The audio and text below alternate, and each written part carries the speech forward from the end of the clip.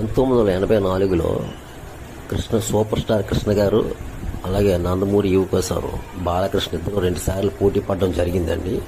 అందులో మొదటిసారి జూన్ నెలలోనే పోటీ పడడం జరిగింది. అది కృష్ణ గారి నాయకులకు సవాల్ మక్కల తెలుగు బ్యానర్ మీద కేఎస్ఆర్ దాస్ గారి డైరెక్షన్లో రిలీజ్ అయిందండి. నాయకులకు సవాల్ సినిమా. అందులో సుమలత, జయప్రద హీరోయిన్లు అండి. ఈ సినిమా జూన్ నెలలో రిలీజ్ అయిందండి. ఈ సినిమా రిలీజ్ అయ్యి ఈ సినిమాకి ఫ్లాప్ టాక్ వచ్చిందండి, తిరిగిలేదండి.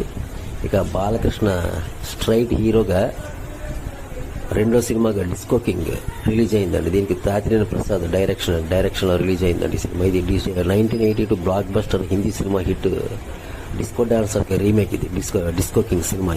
ఇది నాయకులకు సవాల్ సినిమా రిలీజ్ అయిన మరుసటి రోజే డిస్కో కింగ్ రిలీజ్ అవ్వడం జరిగిందండి. అయితే ఈ సినిమా కూడా ఫ్లాప్ టాక్ వచ్చింది, కానీ కలెక్షన్ రికార్డ్ అండి. తిరిగి 32 లక్షల కలెక్షన్ వసూలు చేయడం జరిగిందండి. అలాగే కృష్ణ గారు నాయకులకు సవాల్ సినిమా మీద పై చేయి సాధించడం జరిగిందండి, తిరిగిలేదండి. ఇది అప్పుడు బాలకృష్ణకి రెండో సినిమా అండి. మరలా రెండోసారి డిసెంబర్ నెలలో ఇద్దరు మళ్ళీ పోటీ పడడం జరిగిందండి. దొంగల బాబాయ్ దొంగలు, అలాగే కథానాయకుడు. దొంగల బాబాయ్ దొంగలు సినిమాకి మొత్తం ఇద్దరు నిర్మాతలు అండి. పి బాబ్జీ, సాంబశివరావు గారు నిర్మాతలు వ్యవహరించడం జరిగింది. సినిమా డైరెక్షన్ ఏంటంటే కేఎస్ఆర్ దాస్ గారు అండి.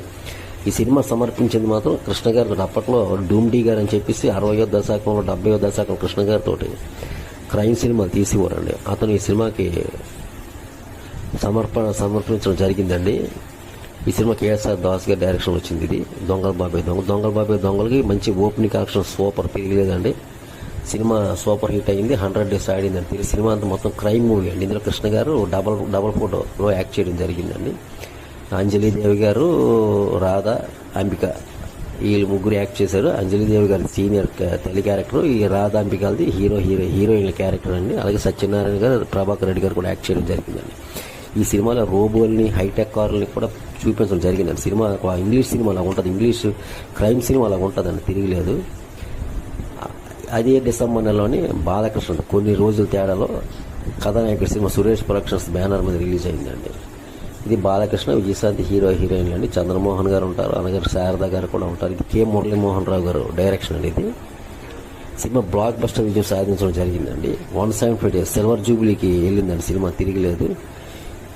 ఈ సినిమా కూడా దొంగల బాబాయ్ సినిమా మీద పై చేసి సాధించడం జరిగింది. అలాగే బాలకృష్ణ మొత్తం 1984లో అప్కమింగ్ హీరోగా మోస్ట్ సీనియర్ హీరోయిన్ కృష్ణ గారి మీద